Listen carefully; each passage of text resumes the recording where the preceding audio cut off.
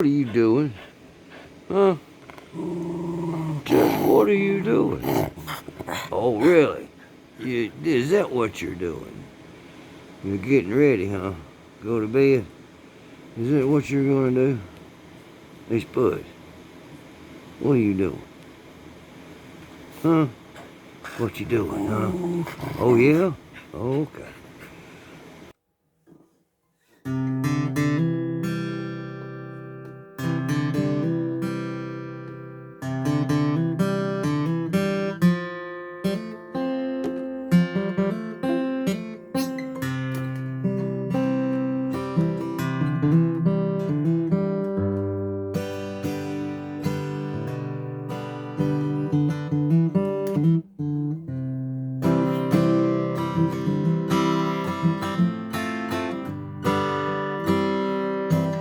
Hey, YouTube world, Larry Kirkpatrick. Thanks for stopping by. God bless y'all.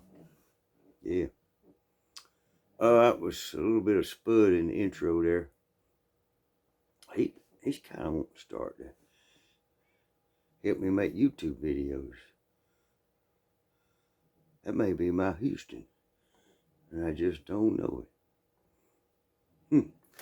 Anyhow, if y'all like Spud, give a thumbs up to the dog or whatever you do nowadays.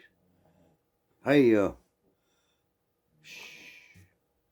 best kept secret on YouTube. But I figured out if, sometimes I can go live. Y'all enjoy that. But I can't go live if I don't get 1,000 subscribers. Y'all know me, I've never asked for subscribers. Don't tell you to click, hit bell or whatever. But I ain't but 15 away to getting to 1,000. For some of y'all out there that watch and would enjoy some lives, yeah, subscribe. It don't cost nothing. Hit that little bell so you know when I'm on live. We'll do some lives together. Yeah. Let me get a drink of sweet tea here. I got the horsey throat tonight. I've been running my mouth at work today.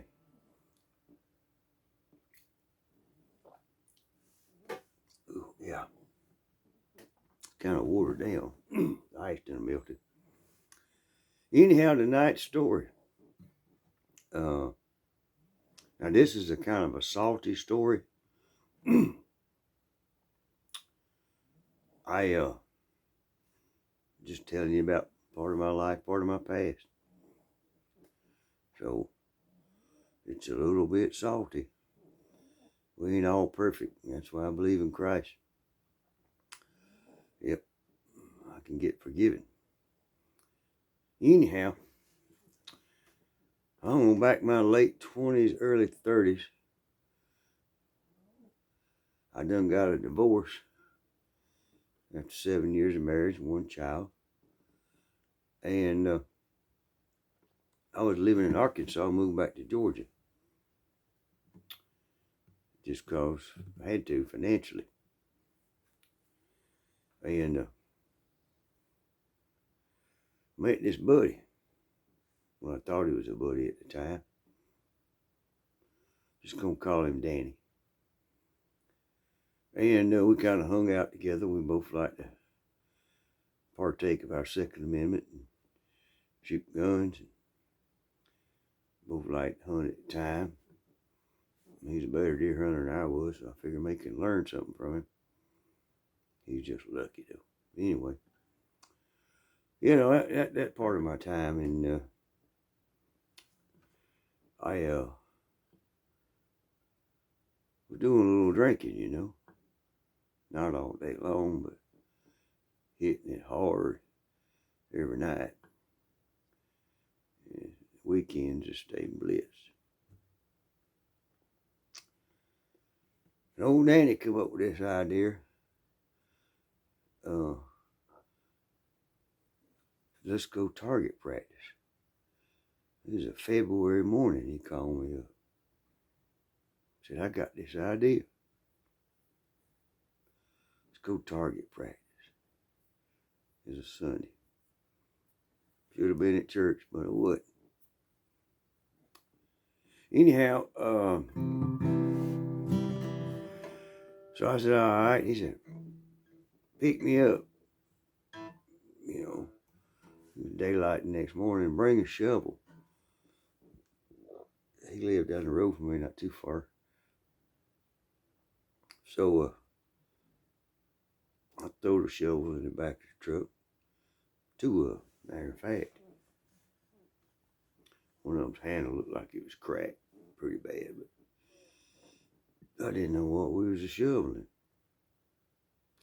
So picked him up. We went by the Golden Pantry here in Millersville. They call it the corner pantry now, but anyway, they have got the best biscuit in the world. It's unlike anything I've ever seen. I can't get the recipe, but I know it's got lard in it. It's got gold medal flour. Yeah, flour. Yeah, makes a lot of difference. Anyhow, I'm a rambling on, ain't I? Let's get back to Danny in the target practice. So I said, what's up, you know, and everything. He said, well, I got an idea. Let's ride around town and let's pick up some roadkill. Throw it back in the truck. We're going to go down to hunt camp and park up there at the top of that power line. It's a long power line. I mean, it's one of them high line power lines, you know, big tower rectangle thing running through the air. 6 or 7 wires on a run, 3 runs. AM radio, turn it on under one of them things. You forget it. All you go hear. Yep, that's what that is. Frequencies, guys, frequencies. Anyhow, it's all right. What we gonna shoot? He said, well, we're gonna take these dead animals down to the bottom of the hill and we'll throw them out. When them buzzards come around, we're gonna pop their butts. I said, all right. Don't sound like a bad deal to me. Now, I was right-handed, you know, right-handed. And Danny, he was left. So, since I was driving, he was riding, and I was right, he was left, we had to switch places. So we went down yonder and we dumped out the carcasses.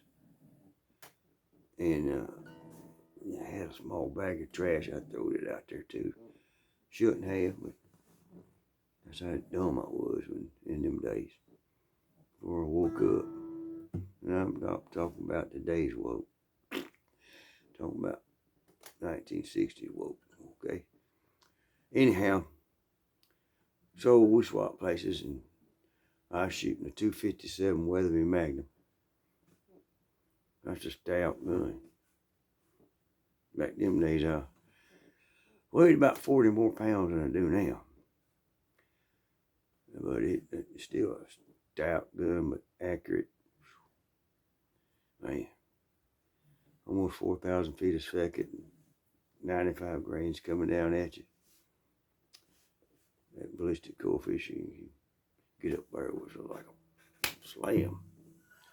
Anyhow, he's shooting a 22-250 Remington BDL.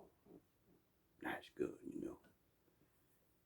Had the little African rosewood at the tip of the gripstock right there. There's a little thing, and a lot of times on the bottom cap of the, yeah, they call them pistol grips back then, but they ain't like pistol grips now. The ATF wants to go, hey man, I need to put my hand on something when I shoot this thing, all right? I'll tell you what. Anyhow, cold February morning winds are blowing in, some blistering. And I said, man, we ain't gonna do crap. Them buzzards ain't flying in this crap. They hung up my tree somewhere behind a trunk of it, trying to keep warm from the wind. It'll work, Ed. Give it time. Give me another beer. So we sitting there drinking beers, you know, getting about half blitzed. Shouldn't have, but, you know, anyway. That's just the story, and I'm sticking to it. So then the wind kind of lays back and everything, and some clouds start rolling in, and then everything just kind of freezes in time. Temperature done drop about, I don't know, 10 degrees. Here come the buzzards. Flying down, hitting the ground. So then I got the one on the right. He said, hold on a minute. Let them all land. We'll have more targets. Maybe you can get two at one shot. I said, this old boy done this before. All right. So we do that, you know, 8, 12 buzzards laying down there. And one of them finds my bag of trash right off the bat and goes to pecking and slinging cups and straws, whatever's in that package. Hamburger wrappers. All in the sky. Then the other ones are down there strutting around like turkeys around that dead stuff. They know it didn't die there. But they also know it's dead and it smells good, and that's lunch. So they, you know, I then said, all right, pick out one. So I got the one. He's second one from the left. Not the one on the outer left, but the second one in. I got you. He said, I got the one right dead on that raccoon. I said, all right. He said, on 3, let's shoot. All right. 1, 2, 3. We shot. 2 buzzards blew up, feathers going everywhere. We turned around, slapped each other, popped another beer, and drank it, looked down there, and all the buzzards was gone. They flew up to the trees on either side of the power line. So, you know, I was trying to find the buzzard, got them scoped and everything. Oh, I noticed them in the tree. I said, them buzzards flew up them trees, Danny. He said, yeah. Give them about 10 minutes. By the time we drink another beer, they'll be flying back down. We'll get another shot. All right. We didn't fist bump back them days. We just said, all right. It's a non-contact sport. Brotherly love. Anyhow, so, sure enough, 15, 20 minutes later, we done finished 2 beers instead of 1. They started flying back down. So we just picked out another one. Did the 1, 2, 3 thing. We was blowing buzzards up. Left and right.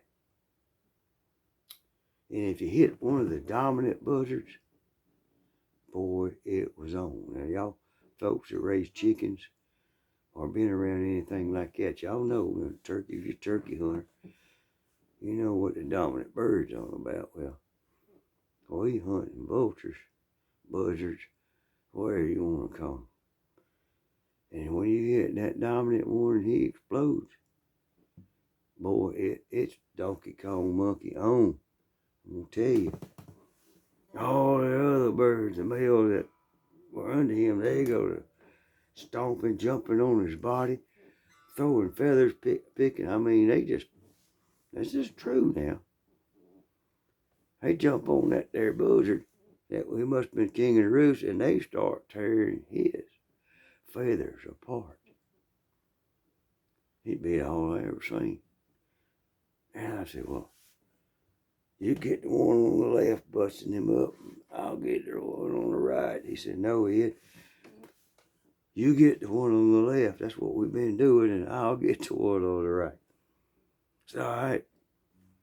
So, you know, we let them play around. They're going to be dominant and all that kind of jump. And 1, 2, 3, plow. They on the ground. And then another group comes in there. I'm talking about now we got 5 and 3 over here. They all start jumping on all them the king done got killed, and now the court done got killed, and they all jumping around on it. I ain't never seen nothing like this. Buzzards, really social animals. Yeah. King died. The two next ones in line, they thought they was gonna just tear the king up, gonna be their kingdom, and then took them out. So then the people said it's gonna be their kingdom, and they went to jumping around. The people of the bird vulture community, buzzards, what we call them around here. They love to hang out on cell towers. They love it. And cell tower company don't care. Nope. One thing a buzzard don't do, he don't poop on his roost. If you don't believe me, just go out there and climb one of them cell towers, and you'll see what I'm talking about. They don't poop on the roost. Anyhow, that was back in the days of not being a good citizen. Ain't no telling how much garbage them vultures I killed could eat. But hope statute of limitations are running out on it. I won't do it again unless they get too many of them. Then I'll take them out, Some days I wonder if that ain't what's happening. Too many of us, and they're trying to take us out. I don't know. Let's get off of that. And back then, way back then.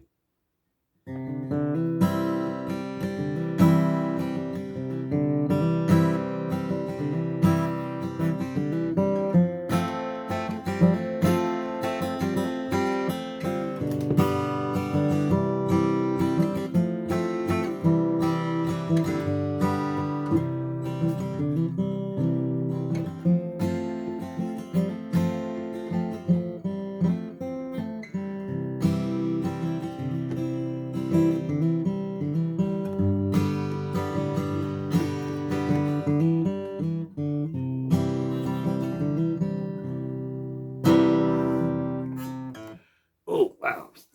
Ed Kirkpatrick. Best kept secret on YouTube. Thanks for stopping by. Enjoyed it. And God bless. And adios.